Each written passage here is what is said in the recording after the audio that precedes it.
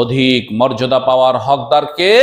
তখন প্রিয় নবী মুহাম্মদুর রাসূলুল্লাহ সাল্লাল্লাহু আলাইহি সাল্লাম বলছেন, তোমার মা।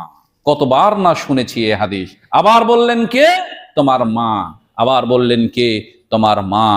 আবার বললেন কে? চতুর্থবার বলছেন তোমার পিতা। এতটা সম্মান কি জাহিলিয়াতের যুগে দিয়েছে নারীদের? তো বলছে না, দ্বীন ইসলাম দিয়েছেন। তাহলে দ্বীন ইসলাম যখন এতটা সম্মান দিল, জীবন্ত মানুষকে মাটি থেকে পুঁতে ফেলা রোধ করলো, জীবন্ত মানুষকে মাটিতে পুঁতে ফেলা রোধ করে যখন তাকে মায়ের সম্মান দিল, জান্নাতের সম্মান দিল, সবকিছু দিল, তখন দ্বীন ইসলামের কথা মেনে নিতে এখনকার বর্তমান নারী সমাজ ওই জাহিলিয়াতের যুগের নিয়মটা নিতে চায়, কিন্তু দ্বীন ইসলামের নিয়মটা আর নিতে চায় না। কিভাবে?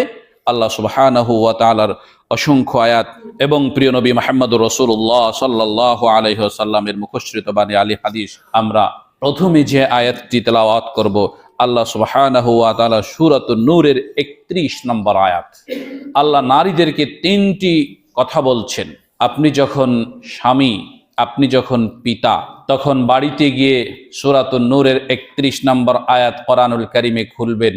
খুলে আপনার স্ত্রীকে, আপনার মেয়েকে, আপনার বৌমা থাকলে আপনার বৌমাকে বলবেন, শোনো আমি একটা কোরআনের আয়াত তেলাওয়াত করছি। কোরআনের আয়াত তেলাওয়াত করছি মানে আল্লাহর কথাটা আমি পড়ে শোনাচ্ছি। আমি হচ্ছি তেলাওয়াতকারী, নির্দেশনা দানকারী নই, আমি কিন্তু নীতি নির্ধারণকারীও নই। তোমাকে এই জিনিসটি ভালোভাবে বুঝতে হবে, সেই জিনিসটি তোমরা মনোযোগ সহকারে এখন শোনো। আল্লাহ সুবহানাহু ওয়া তাআলা বলছেন, হে নবী মুহাম্মদ সাল্লাল্লাহু আলাইহি ওয়াসাল্লাম, আপনি নারীদেরকে একটু বলে দিন যেন তারা তাদের দৃষ্টিশক্তি নিচু করে থাকে। এক নাম্বার কথা। দুই নাম্বার কি? ওয়াহফাযনা ফুরুজাহুন্না। দ্বিতীয় কথাটি তাদেরকে বলে দিন তারা যেন তাদের লজ্জাস্থানগুলোকে হেফাজত করে। তৃতীয় কথাটি আপনি বলে দিন ওয়ালা ইউবদিনা যিনাতাহুন্না।